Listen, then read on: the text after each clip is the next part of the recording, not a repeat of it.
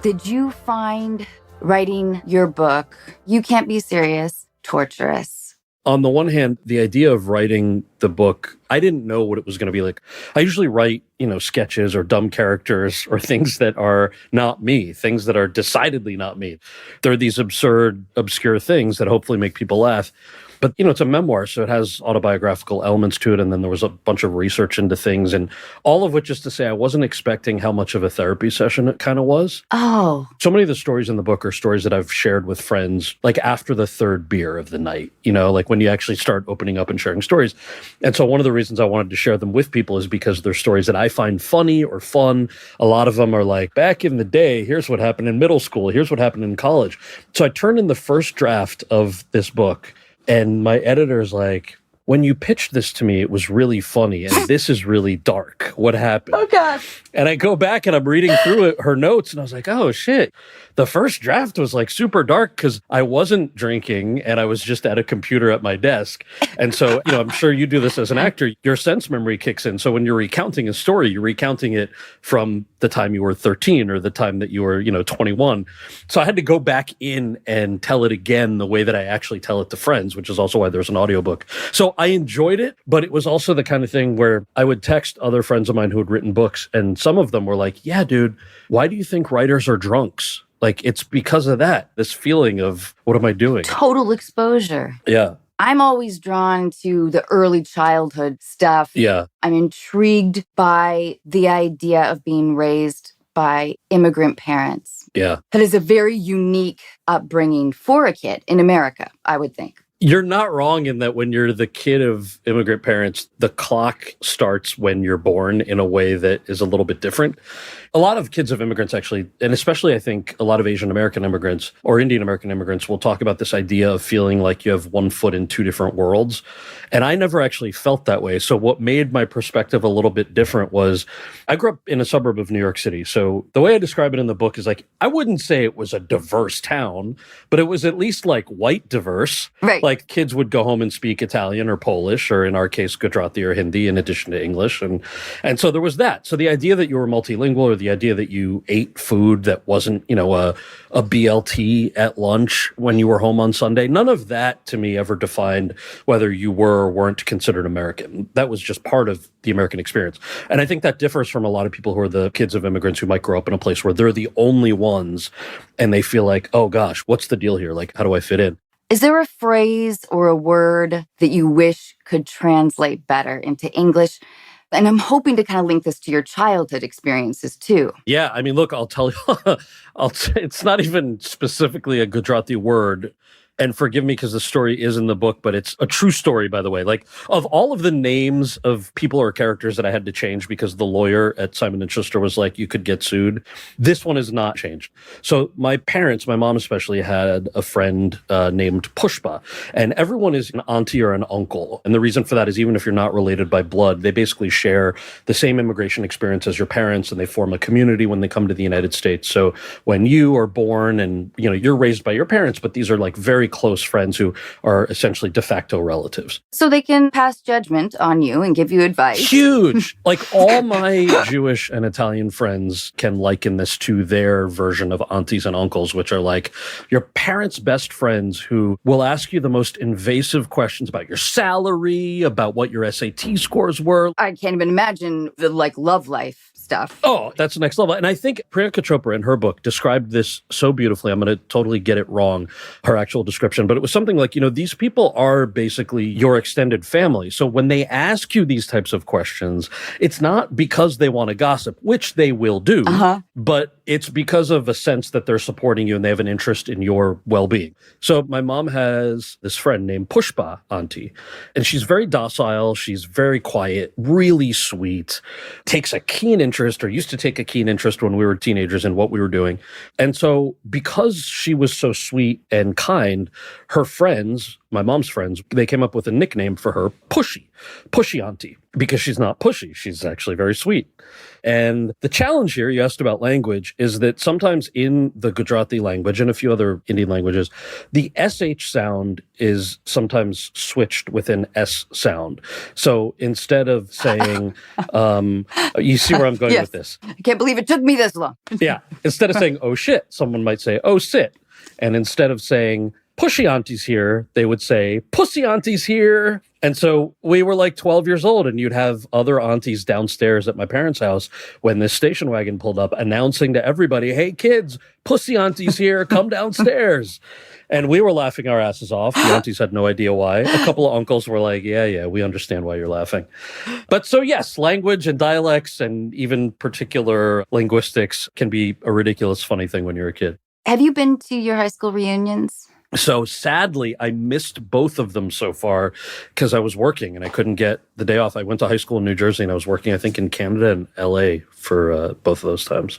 Have you gone? I did. I went to my 20th. That's awesome. How do you think that people would remember you? Oh, man, what a nice question. I mean, depending on the answer, I guess. So I was kind of a nerd, but the high school that I went to wasn't your typical high school in that obviously there were cliques of people, meaning people hung out with their own groups of friends, but it wasn't like the high schools that you see in the movies where there's the cool kids and there's the jocks and then there's the drama students. There were those clubs and organizations, but, you know, we had people who played on the football team who also did a school play. Oh, sounds like a healthy school. It was fairly, I've heard it's changed since then, so I don't know.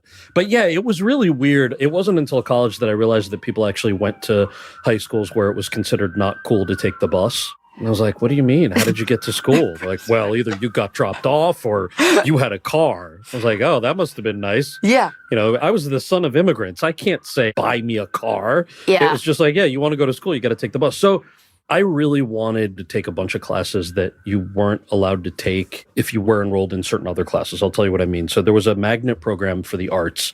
I went to a public high school, and in the district were 5 high schools total. Each one had a magnet program for something different. And I really wanted to go to the magnet program for high school in the arts, which was not at my actual high school. They would bus you there for half the day if you got in, and I got into the arts program. So I would get bused for half a day, but I also really wanted to take an AP history class because I was genuinely interested in it. So I had to petition the school board to let me start school at a different school. So I basically went to 3 schools. The first school started at 7 in the morning. So I'd basically go to that school first, then come to my regular academic school, and then go to the arts high school. I warned you about the nerddom. Then apparently that wasn't good enough. And I was this insufferable 16-year-old where I was like, hey, there's a philosophy class offered at one of the schools that I already go to.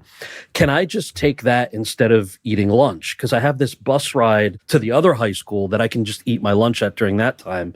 So can I just take this other class? And they said, no, it's against state law for a student to take this many classes because you're a child. Yeah. And you're like, you're not allowed to do that. We can't keep you in school that long.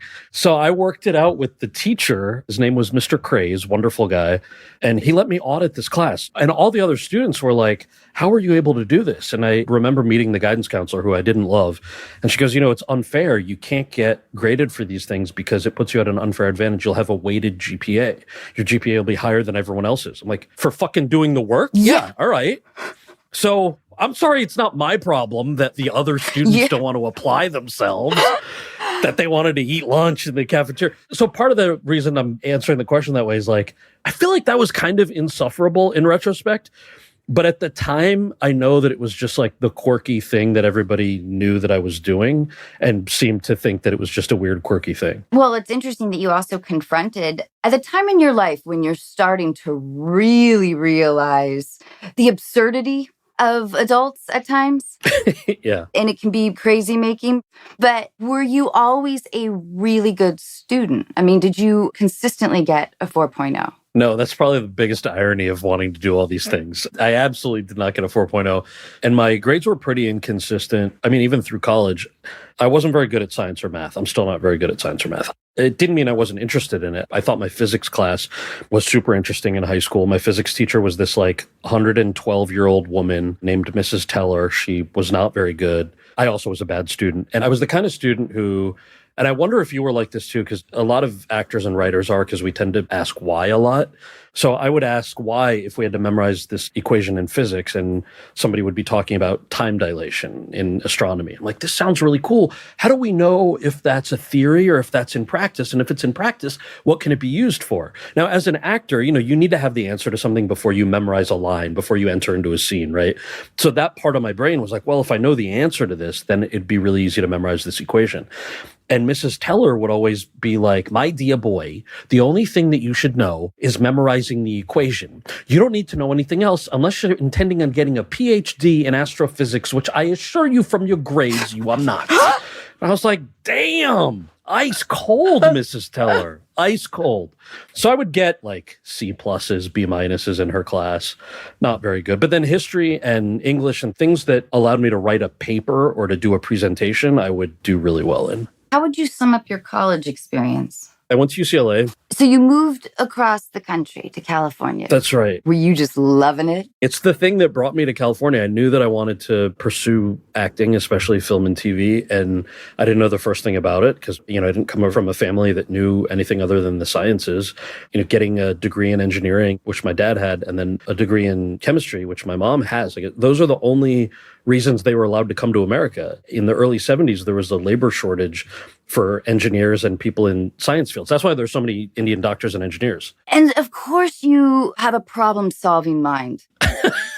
But I'm terrible at that stuff. Well, just questioning why you need to know the things. You know what I mean? The rationale. I guess that's true. Yeah, sure. I was going to say a lot of that probably comes from just the insecurity of being an artist, but you're probably right. A lot of the other part of it just comes from a genuine inquisitiveness. But college was fascinating because I got into the theater and film school, and so I started as a theater major, but realized very quickly that the thing that I really wanted to do, which was to start working, it wasn't something that UCLA's undergrad theater department encouraged you to do, which makes sense. They want you to finish your 4 or 5 years as an undergrad. So it was figuring out, like, what's the bare minimum of classes you have to take in order to be a student? And then of those 3 or 4 classes, there's usually one every quarter that I knew I was going to get a shitty grade in because I had to sacrifice one in order to go on unpaid auditions for projects from backstage.com.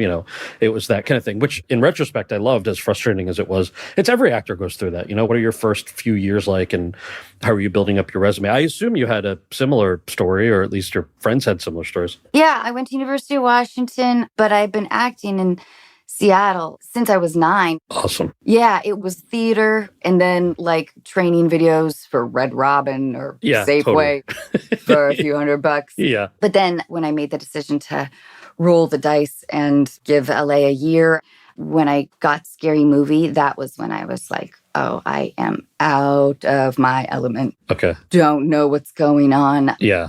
I assume what you're alluding to is what I felt most of the time in my first few movies, just was like this immense imposter syndrome. Mm-hmm. Like, who is allowing me to do this? Somebody's made a phenomenal mistake by letting me be here. But then were there moments within that you felt very comfortable, or that somebody sort of supported you in a particular way? No. Oh, no. Okay. No. In fact, I think it was boot camp. It was like Hollywood boot camp. You're going to be the lead of this movie. You're going to feel like a background actor. And you'll be reminded every moment of the day that this is your first movie. The reason I ask is my version of that was Van Wilder with Tara Reid and Ryan Reynolds. And both of them were so kind to me during that production. Tara was wonderful. She had just come off of American Pie. Ryan, who I had most of my scenes with, realized that I loved improv. I think during our final audition, which was between me and another guy, who happened to be, by the way, a white dude in brown face that I was up against. Where I was like, oh my gosh, what is happening? Oh, yeah. But I got the part, and Ryan was wonderful because he's like, let's just improvise some scenes. Like, you're good at this. And I was feeling so much imposter syndrome that you need the lead in the movie to be like, hey man, just try it. Trust yourself and try this. But in that movie, my character's back gets lit on fire. So he tries to hook up with this woman. He lights these scented candles. Everything goes awry and his back catches on fire. The way they actually did that was the first day that we shot the film. My first scene was getting my back lit on fire. That's your first scene. First real Hollywood movie. First big thing ever. I had to get fitted for a prosthetic back, which is way cooler than it sounds. In reality, it's a really thin piece of silicone that's maybe if you folded a paper towel in half, it's maybe that thin. And they light it on fire with gasoline. There's a little pocket inside of it that they shoot cold water after the director yells cut, so that when the heat transfers, it doesn't burn your actual back. Oh, God. And so we shoot these scenes, and I'm like, I'm naked except for boxers through most of it.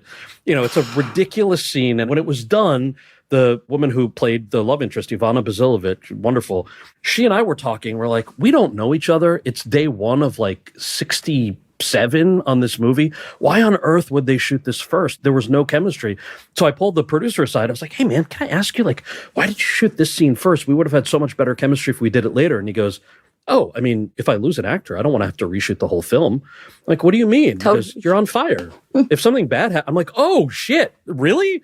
Like, if I burn my face off, you're just going to recast me? It's like, yeah, why wouldn't I? Like, oh, great. Thank you. That's wonderful. Yeah. Scary Movie 3, our final day of shooting. We're doing this bit where Regina Hall and myself are wandering around an airplane. Yeah. We were doing this bit where I'm looking up, about to climb into the airplane, and an airplane food cart just smashes into my face. And it takes me down. Cindy Campbell's always getting knocked down. This thing was like 120 pounds. It was padded, but with that weight. Oh, yeah. Yeah. This thing almost broke my nose. And it was like, of course, it's last day, you assholes. Yeah. Right. That makes sense. Yeah. It was part 3, so they couldn't do it the first day. Right. No. They had to wait. Yeah. They had to wait till the very end. Yeah. Ugh. Oh, man. Okay, Kal, would you consider yourself a romantic?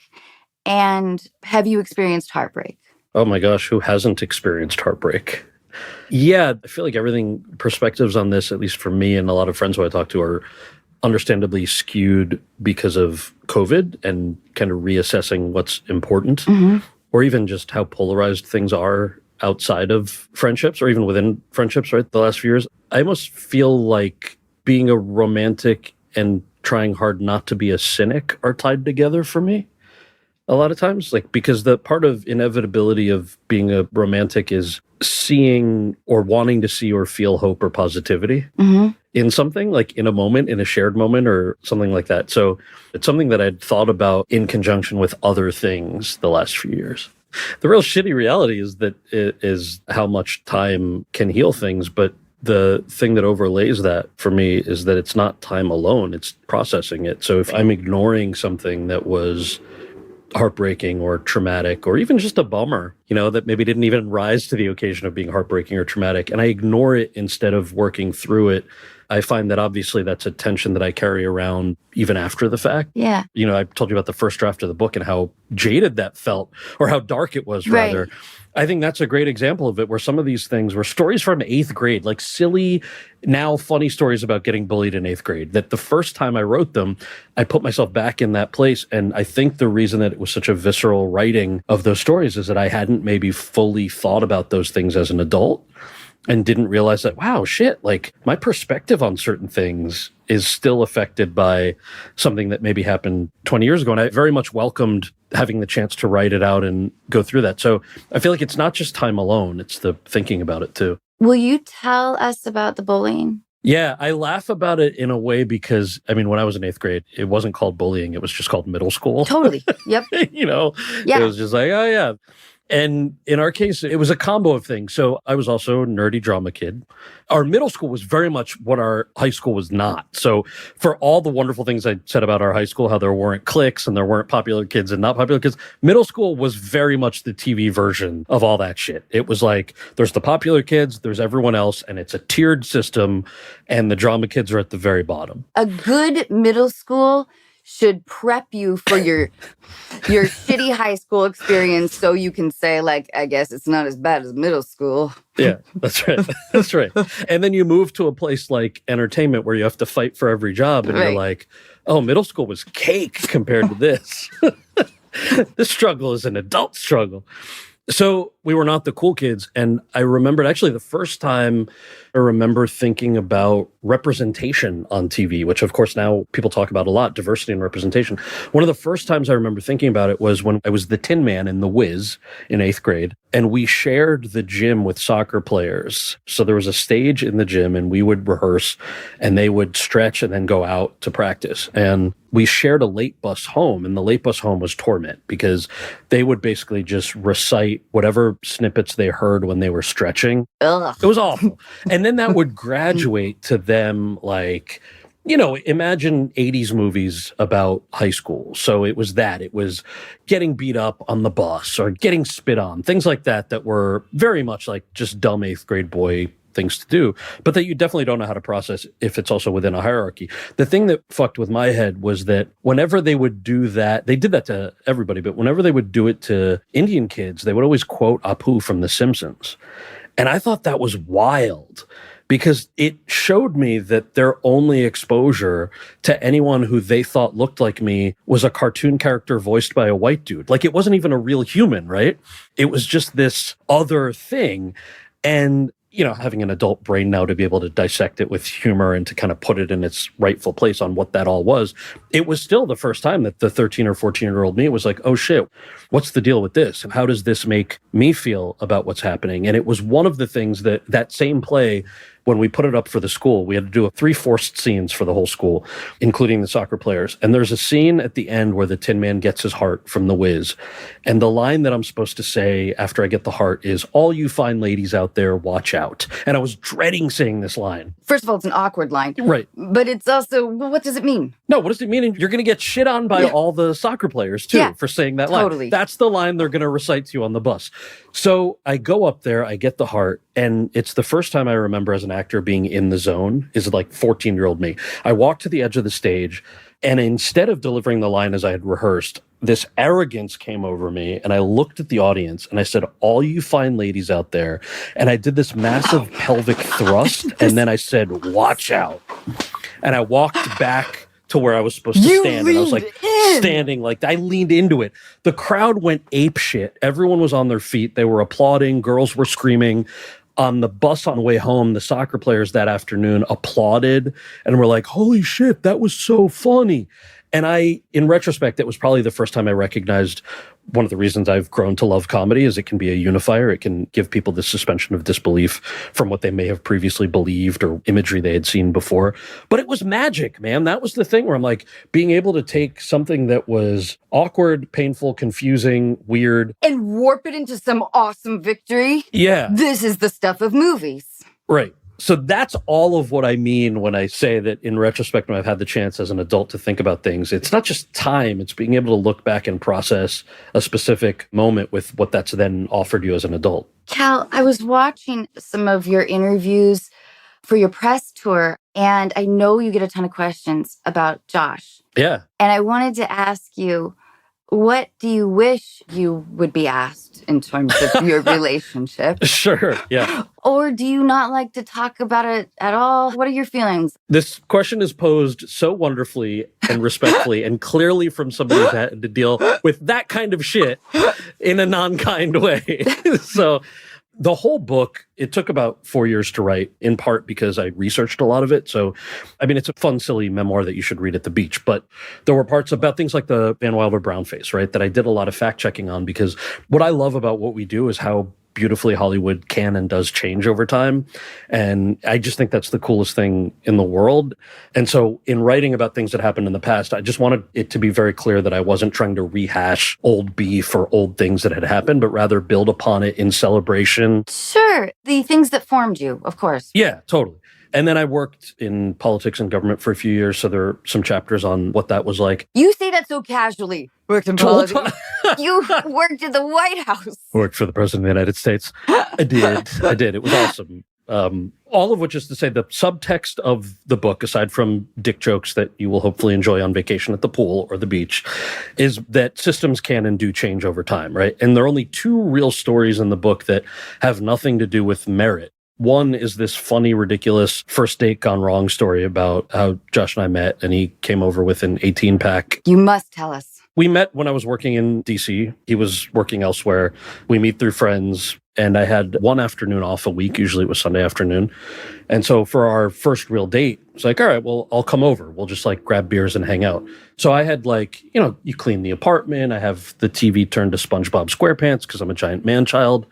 And he shows up with an 18-pack of Coors Light. And as I'm putting the Coors Light in the fridge, he changes the TV to a NASCAR race. And I'd never watched a NASCAR race in my life. It dawned on me very quickly that this was entirely unironic. This was like an unironic, I've brought 18 Coors Lights and I'm watching NASCAR at your apartment. I was like, oh, this dude is going to leave in about 20 minutes with 16 beers and a handshake. Like, that's just how this is going to end. And then over the course of that afternoon, I grew to be fascinated by NASCAR, but we really bonded off of a conversation about things like camping. So a lot of families who go to NASCAR races will camp out in the infield and make a whole weekend out of it with friends. And where's Josh from? He's from Mississippi. Okay. And in my case, I had immigrant parents. We never went to a NASCAR race, but one of the more affordable vacation things that we would do is go camping, because you just pack the station wagon with a tent, you call one or two other families, and you're camping in Pennsylvania or upstate New York or something like that. It's essentially free. And so we bonded off of that. Anyway, so the story is what editors like to call a palate cleanser, which means, okay, there's like serious shit in your book and there are like absurd jokes. And then here's a nice self-deprecating story that has nothing to do with any of that. So one of the stories is that. And then another story is my parents. It's a longer story, but about their immigration experience and how my dad came to America with $12 in his pocket and an opportunity to work in a particular field. So both of those sets of stories were the only parts of the book that weren't about my merit, right? Nothing to do with like, I worked hard and overcame this. No life lessons in either of these stories. And so when the book comes out and the press start to write about it, I was naively, now I understand why, but naively, I just sort of thought that was a funny chapter. And instead, like every article is like, gay Kal Penn writes big gay book only about gay. Everybody buy gay book. And I'm like, no, wait, no. Oh, no, what a shame. It's a funny book about Hollywood and working for Obama and all of this kind of stuff. So in retrospect, obviously, I understand why. And maybe that was a bit of naivete on my part that, okay, you are a public figure and there might be interest in your personal life. So I'm happy to share all that. It's why it's in the book. But yeah, I like the way that you asked that question because I think that the way that it's sometimes received is just different than what you might expect because, it's a thing that you spend 4 years working on and it's one wonderful but small part of your story that I'm happy to talk about and I'm happy it resonates with folks. I think the other part of it that, especially for a podcast like yours, the part of it that caught me off guard was that I very much respect folks who offer relationship advice or struggles or things that they've gone through. And especially for a lot of younger LGBTQIA folks, part of their identity is that for them. And in my case, my experience wasn't the experience of a, Chasten Buttigieg, whose memoir is fantastic. And he's got this hilarious chapter about how he was in 4-H as a kid showing off his show cow. Like that couldn't be more different from Pussy Auntie and my experience on the suburbs of New Jersey. So I think it was also just being mindful of people's expectations. Like if the press is billing it as a big gay book and it's not, it's actually a funny book about a system change, not wanting readers to feel like they're being misled into something that it's not. What advice would you give to a young person who was maybe in the closet? Yeah. I think the other perception when I shared the story about how Josh and I met was that I was somehow living a deeply closeted life, and I never saw it that way. So we have been together for 11 years, and the reality was both my parents and Josh are very private people, and I've always wanted to value their privacy, so much so that, like, they'll come to movie premieres, and they'll be in the car with me, but the second we pull up, they go through the side entrance. They're like, we're getting popcorn and sodas, and we'll meet you at the seats. I like to do that, too. Right. I mean, we all would if we didn't have to go promote the thing. But for them, I think one of the reasons that you don't say like, okay, People Magazine, let's do a photo shoot at home with the partner and the dog or whatever. Yeah. It's because you want to respect that he is not somebody who likes to be in the public eye or likes to be photographed or anything. So this is where I think I was a bit naive, or I can understand why the perception was that this was a coming out story or a coming out book, whereas in my world, that wasn't the case. So I think The only thing I can say is that there's no timeline on anything and there's no right way to do something. If you feel that you're doing something the right way for yourself, there will understandably be plenty of people to disagree with you and plenty of people to understand that. So hopefully there isn't an added self-created burden there. I love that, the idea that there isn't a timeline necessarily. I don't know, maybe there's pressure to make coming out like the Kool-Aid man running through a brick wall. I'd never thought of it that way, and you're not wrong.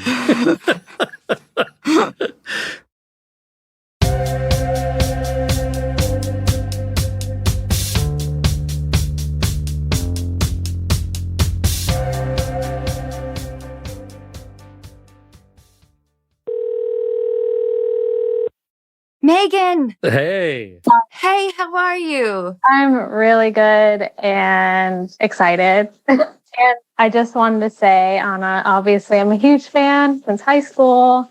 And Kal, what you did for the refugees, and I remember donating to it. You. So thank you so getting much. Emotional. That's so nice. Thank you. Yeah, but I was just, my dad's side of the family is Mexican, and knowing the immigrant story and yeah.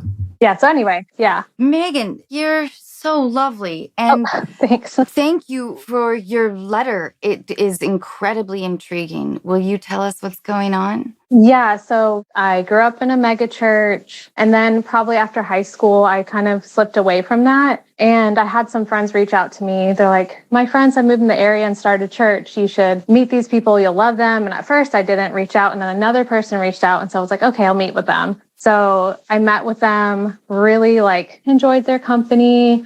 First, they were my pastors, and then they became friends. So this is essentially a more intimate church? Yeah, it's like a house church, kind of. I grew up in a mega huge church that now I know is kind of cult-like. So I was trying to really get away from that. And so then I meet these people that was more home group feeling. And I was like, okay, I can do this. And how many would you say? Probably 20 at its most. So the wife became one of my really good friends. I mean, she was in the room with me when I was in labor when I had my daughter 3 years ago. Oh, wow. Is there only one pastor? Yeah, and his wife. And they would normally hold it at their house, hold the meetings at their house. So COVID happened. We didn't really get together. They did some stuff on Zoom. I kind of took a step back, but him and I had played music together. So that's more our connection. We were friends, but I sing and play ukulele, and he sings and plays guitar. So we would play a few gigs. So this year, finally, we're let's meet up. Let's do this again. So we met up in March, and we met outside on my porch because I still don't feel comfortable having people in my home. We met outside. We talked for a little bit. Everything was good. And then, he sent me a text. This was March. I can't wait to do this again. It was so fun. I was like, yeah, I'm riding the high from it. Because it was the first time I got to sing and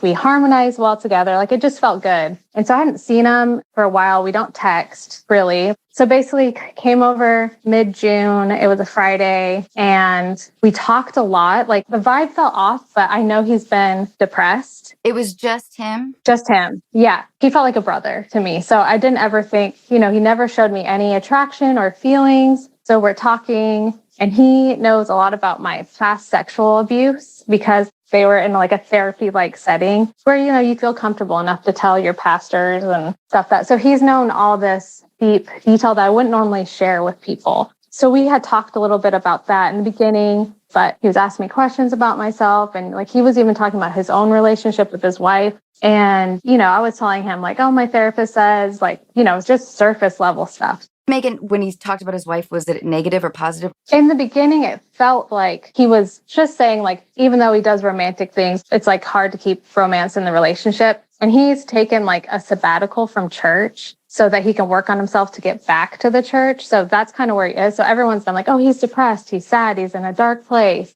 And so he's talking to me about this. So I'm thinking in my head, okay, he's in a bad place. I had just said something my therapist said, sometimes it takes work. It's a massage. Sometimes you have to schedule things. That's basically the basis of that. And then I also had mentioned how I had a breakthrough with some of my sexual trauma abuse with touch and stuff.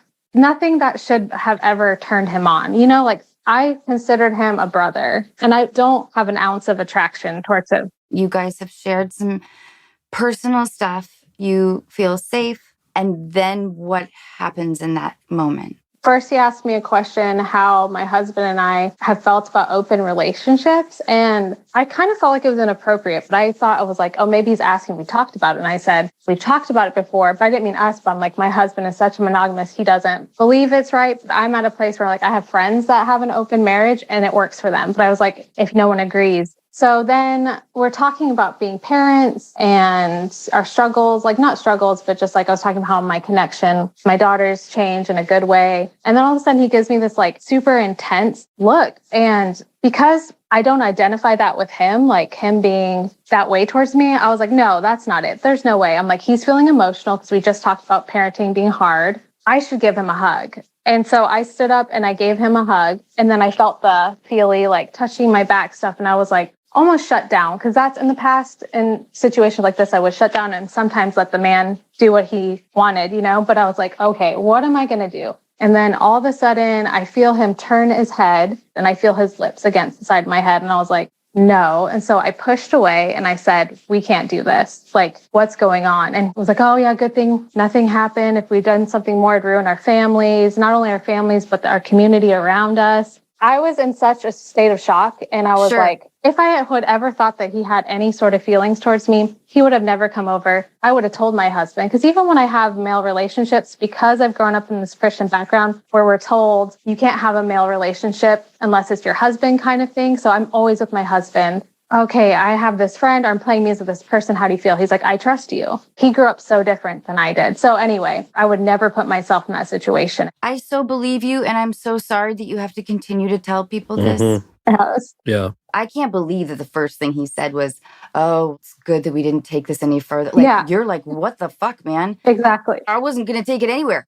We are not a we. Exactly. Yeah. And I keep faulting myself for things I said because I was in such shock. My body was like reacting the best it could. Right, you know? Right. And so we sat down and, well, first thing he said, are you going to tell your husband? I'm like, of course I am. But he's like, what are you going to tell him? I'm like, well, I need to think about it. I mean, I was planning on telling him everything, but then he's like, well, I'm going to tell my wife, but I'm not going to tell her step-by-step details. I'm just going to tell her that we had a weird moment and we can't be alone together anymore. And I'm like, he sat there and manipulated me for almost 45 minutes with this stuff. And then he told me that he's been fantasizing about me. Oh, God. Not that he liked me, not that he had feelings for me, but he'd been fantasizing about me. Sure. And then he said the last time we played music together, he felt joy with me. He thought he could never feel joy again. I mean, just so many things were said. Then I was like, well, I have to tell your wife. Like, I'm friends with her. What am I going to say? He's like, oh, don't worry about it. She'll repress it. And then it'll come out in sadness somewhere later in her life. He said, don't worry about it. Yeah. Or please don't talk to her. Exactly. I was actually emotional when he was talking so bad about his wife. He said, I would have to cheat on her multiple times for her to ever leave me. And I was like, that makes me so sad. He's like, no, that's something she needs to work on.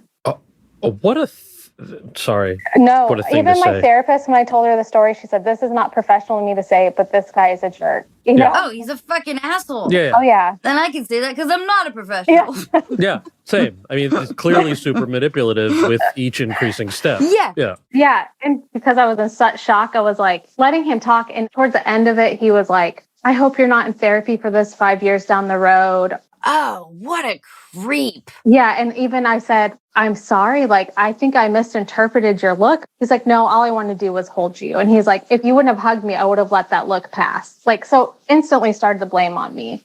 And so basically that's the gist of that. Why wouldn't he be an adult?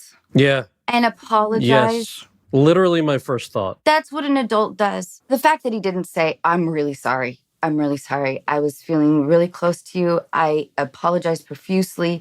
Like owning. Yeah. So now his wife knows. Right. And she's pissed at you and everybody's pissed at you guys. Is that what's happened? No, she's not even, this is crazy. Like, I never even thought this would ever be my life. So I immediately walked in the house. As soon as I walked in the house, I just started bawling because I was like, something is wrong with this. So I called my sister, but then my husband came home and I told him everything. And he was so mad. He had to tell me that he manipulated me. I didn't even see it in the moment. I was still thinking he's embarrassed because of his actions, but he never said sorry. So my husband's like, I understand you make mistakes. You say sorry for it. But the fact that he sat there and manipulated you for 45 minutes is a whole nother story. It's disgusting. So Days are going by. His wife is responding to me on Instagram saying like, I love you and your daughter, or like saying messages like that. And I was like, oh, he has not told her. And I had to open them and read them, not respond, because if I pretend like everything's okay, she's going to think I'm like complicit. So finally, my husband has had it. So in a group text, he sends a message to both of them so he can be held accountable with his wife and saying like, how dare you? Basically, like you used her, you knew of her sexual abuse and you thought you could prey on her.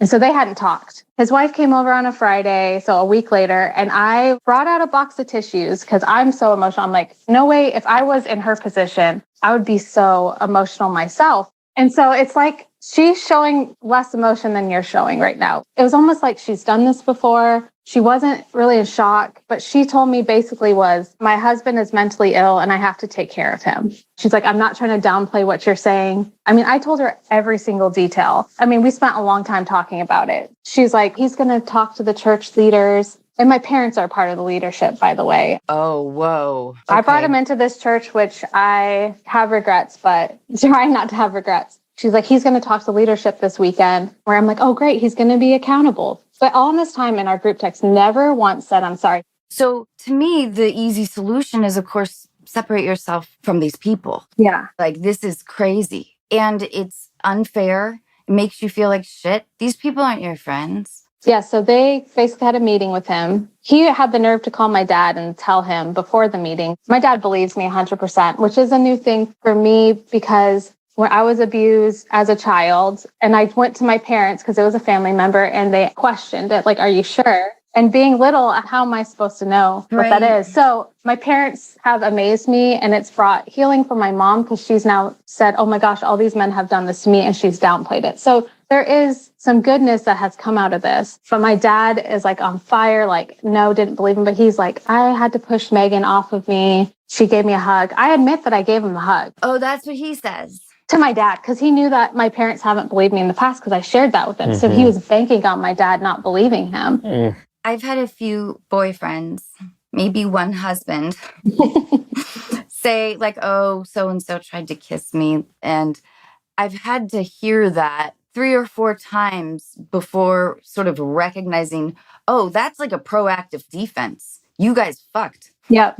Yep. And in case I hear rumors, this is his insurance. Yeah. Anyway, I clearly am feeling very passionately about your situation. It's hard because this is so personal, but it's weird because I know I don't know you two, but I feel like I do because you've been a part of my world. So it feels safe. So that's nice that it feels safe to talk to you both. Thank you for saying that. I'm glad to Yeah. hear that. Yeah, I really do.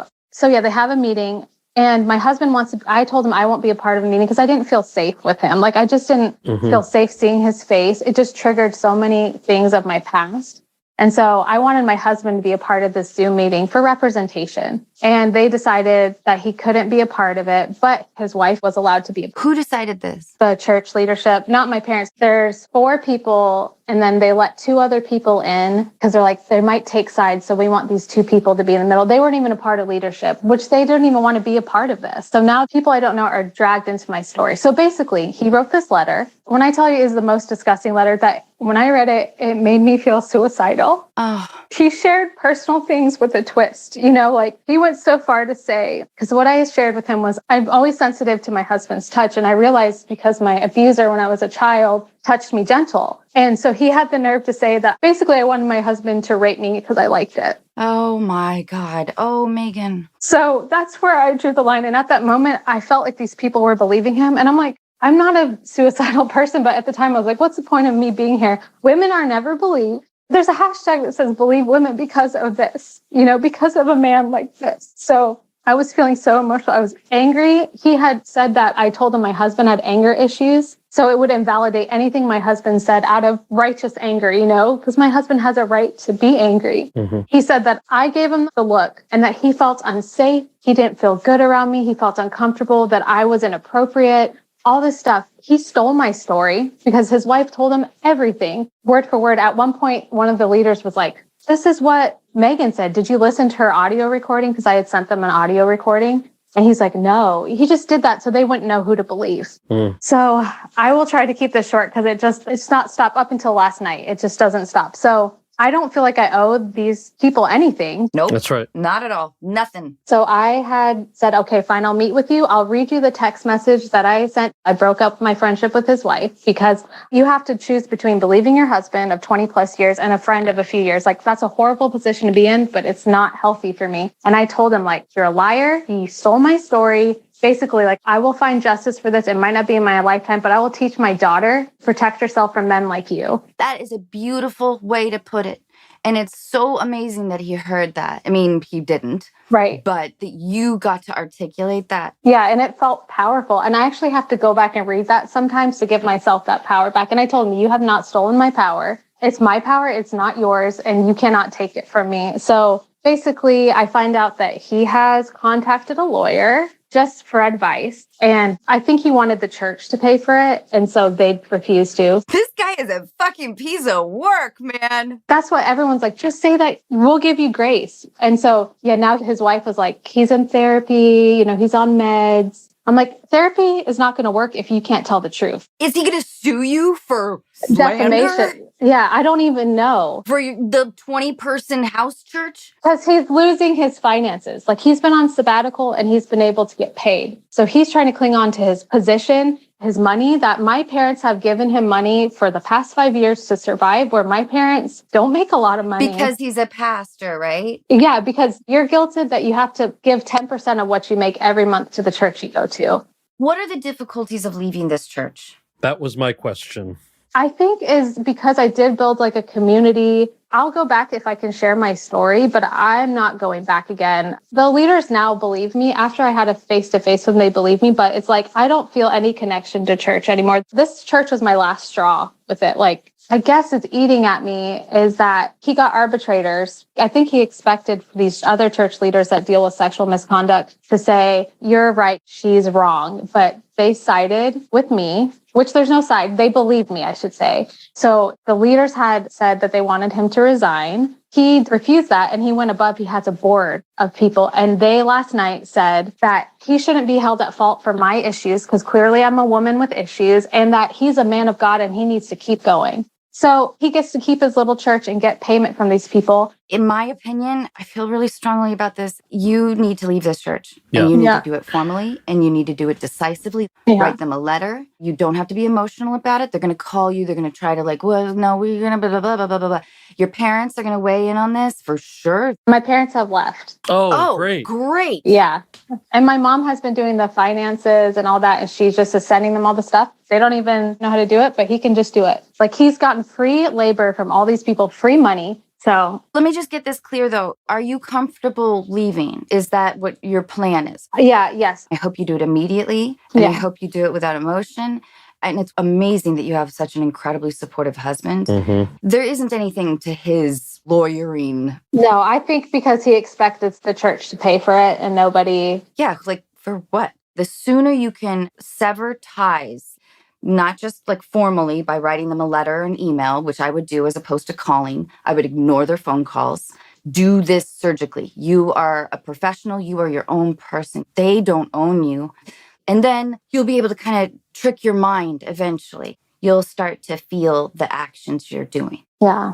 I'm so sorry that all of that happened to you. It takes an incredible amount of bravery to share that. Mhm. And I also am very glad to hear how supportive your parents and your husband are. Yeah. Yes. And I am so excited for your next steps because you deserve a safe place to have community and build community, and whatever your definition of faith is right now and whatever it continues to blossom into, whether that's with something organized, whether it's not, whether it's just something with your family, you deserve that safety and you deserve to have that happiness and that opportunity. And I know this is an increasingly tough situation that you're able to break away from. I am very excited for your next steps. Thank you. And I agree with what Anna said, that end it with a letter and email. I am so proud of you, Megan. Thank you. You exhibited so much strength through this. It's amazing and it should be celebrated. And that's why I want you to go do something fun that's distracting. Yeah. You know, only time will kind of smooth out the raw edges still. And that's what I said to him in a text. I said, I will eventually find healing from this because I spoke the truth. I said, you'll never find healing for it until you speak the truth. Megan, you've already said your piece. I don't need to do it again. They don't need or deserve any more. You just say, I'm leaving. Respectfully, Megan. That's it. Yeah. It feels good to be heard. And like you said, I've taken so many steps and I've just only spoken the truth. And it just is so wild to me that as a woman, I'm not believed. And actually being an adult now and recognizing, like I was telling you about my mom, she's realizing all this stuff where pastors, men have taken advantage of her. And it's just like, it's crazy. I really appreciate you. But I do want you to know you won't find justice. You won't find justice in this circumstance. The only thing you do is you break it off. For whatever reason, they want to continue this. I don't know why. And it's time for you to just protect yourself.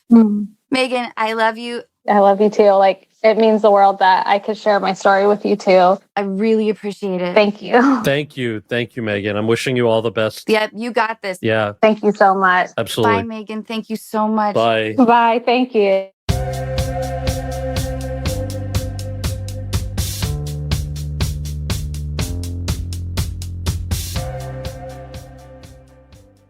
I am genuinely so excited for her next steps because she deserves that. She deserves the happiness. And fuck that guy. Like, waiting for an apology from somebody who clearly either is too twisted or whatever the reason for him not understanding what he did is not the fucking point. Like, he's not gonna... Totally. I know what you were alluding to with, like, hey, you're not gonna get justice and you deserve to be able to move on and be happy. Is like, fuck that guy. Yeah. Hey, Emily. Hey, Emily. Hi. So nice to meet you both. Hi. Nice to meet you. Really nice to meet you. Thank you for your letter. And will you tell us what's going on? Yes. So I am almost 40, which is really cool. Love it. I've never had any trouble making friends, which is really fortunate.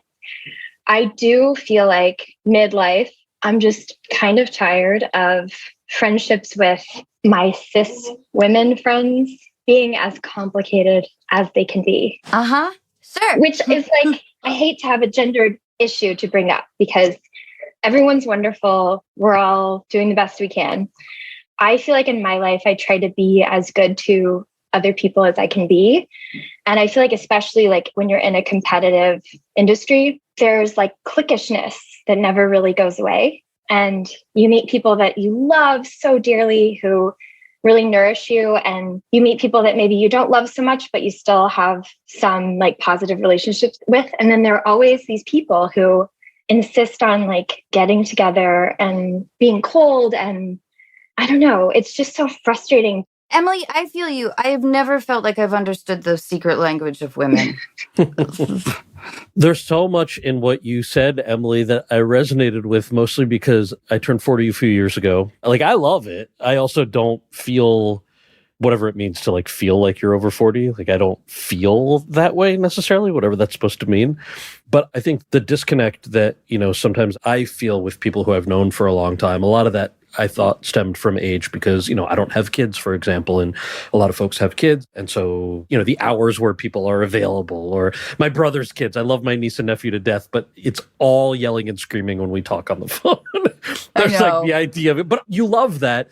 But then also that missing piece. But the biggest thing that stuck out to me was, I don't know that there is a silver bullet. If your frustration right now is with cis women and you make friends with folks who don't identify as cis women, there's a whole shitload of drama that comes with everybody just from being human. Yeah. So I don't know how much of a silver bullet it's going to be by finding different groups of friends.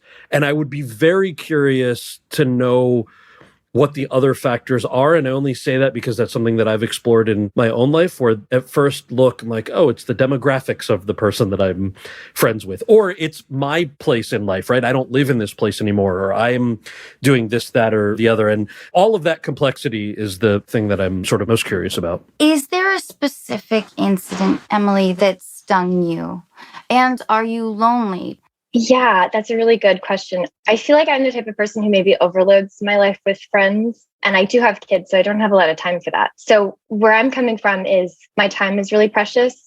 So if I go to like a work event where I'm friends with a bunch of people there, but they're all like super competitive and cold, and clearly I'm supposed to be following some kind of rules that I don't care about or don't understand, and then I go home feeling bad, that's a waste of my time. I know. I'd rather be with my family, or I'd rather be with my friends who make me feel warm. And I think it's also partly COVID. Yes. Spending a long amount of time where I had total control over who I was in contact with.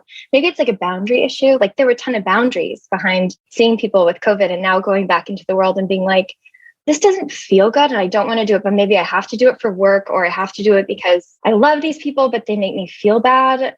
I hear you. And I found myself just jumping right into the deep end conversation-wise. Maybe it's like between out of practice with socializing. But when my sort of openness is met with judgmental defense, it totally makes me feel like shit. Yes. Yeah. And I think similarly, a lot of what you've said has always resonated with me in many ways. But there's something about being comfortable with your own self and also being okay with being different. We're gauging each other all the time. And especially now as we've emerged. Yeah. If there is someone who's a little bit like, it's hard to not be like, what did I do? Yeah. I know, and take it personally. And that's the thing. And then I go home and just feel sick. And then, my partner is like, why do you go if you feel bad about it? And it's like, I feel like I have to try, but then it just feels like a waste of time. Well, here's the good news, Emily. It does get better. Yeah. In that way. It's so much easier to shrug now that I'm 45 than it was when I was 32. Yeah, 100% agree. The two things I'll say is I have experienced, Emily, what you were saying about the workplace stuff. And it didn't mean, when I experienced it, it didn't mean that I didn't like the people I worked with. And it didn't mean that I necessarily wanted to not hang out with them. It just meant that I felt like we spent so much time together at work that I welcomed friends with whom I don't share whatever I share at work. And so sort of finding that other friend group, which, as you mentioned, is kind of tricky when you're not 26. Yeah, you've got 2 kids. Yeah, it's totally fine for you to not have any friends. Oh, no, wait. I definitely have friends. I'm just telling you should get rid of them. Oh. I don't doubt that you're well. She's advocating to get rid of right, them. Yeah. Right. Deep down, I feel like that's the answer. And then it's almost like nobody's ever taught me that or something, that it's okay to chop stuff off if it doesn't feel good. And it's like, that is a part of getting older, and it feels really good to release that. It's like hard when you're in it. I know. Definitely. For some reason, we think that other people have ownership over ourselves. And I think one of the best things about getting older is, I guess, realizing your own autonomy. I think it is a time for you, especially as you're getting into your 4th decade here. I wonder how you can actively work on not absorbing the things that don't make you feel good. Right. That's really good. As opposed to being focused on what it is about you that made that person look at you like that, or say that weird thing about your purse, or whatever weird communique we use. Right. In a way, it's like thinking more about myself. Like, who am I? Yeah. Like, who in our lives journey do we take with us? Do we let infiltrate? Who adds value? I don't think that we give ourselves the gift of recognizing what is ours. Yeah. Right. I think that's well said. I think anytime I think too much about myself, I feel really selfish. Oh, you have like the typical mom, like you got the whole thing, and you're not selfish at all. Right. You get to live your life. You get to own selfishness. Right. So in a way, I need to be social for work. It's like, normally I wouldn't care. I mean, and also having my job be a part of my social life is a really great boundary. And I think I've been thinking a lot about boundaries, but I hate that I'm beholden to it in a way to feel bad. I know. But in my personal life, the choices that I make with relationships, I'm really happy with. And sometimes I feel overloaded, like there are too many people. As you're talking about, I think, so my aunt has been a flight attendant since 1967. Mm-hmm. I love talking to her about it. And I'm constantly like, so how do you deal when the shit's getting crazy? What do you do? How do you maintain? So she just like adopts like another character. Does that kind of idea help you? I think that's a great idea. Yes. If you can get into a mentality of like, this is when I'm in customer service and I smile and I get the people, the thing. Yeah. She compartmentalizes. Yeah, I think that's solid advice. I haven't thought of that before. Oh, good. Yeah. It's a shield. And you're right about boundaries. You can just deflect. Yeah. So it's also strange to have been in lockdown and be like, oh, I love this. I don't think I realized that I'm an introverted person because I've always been really social, but I don't think I really realized how much I love being home and not doing anything Yeah. until, Totally. You're at a time in your life where you're, I imagine, exhausted. yeah. I want you to get the nurturing that a good friend gives you. You know, I want you to have like the kind of person that you call when you're feeling a little raw in your life. I think you cultivate that one thing if you have that already. Do you have it already? Oh, yeah. Yeah. Yeah, that's all you need. Yeah. I want you to know you're not alone, you know? Yeah. I wish I had like something specific, but I think you need to protect yourself a little bit. Yeah. You know what I mean? Yeah. Everything you've said is really good. Oh, good. I think just acknowledging that it's something that people feel is helpful. I agree. Emily, you are so lovely. I love you and I hear you. Yeah. Have a wonderful rest of your day. You too. Emily, thank you. Thank you so much. Bye. Bye. Bye. Cal, I cannot thank you enough. And I'm so looking forward to listening to the audiobook. I hope you like it. I really appreciate you. Anna, thank you so much. Bye. Bye.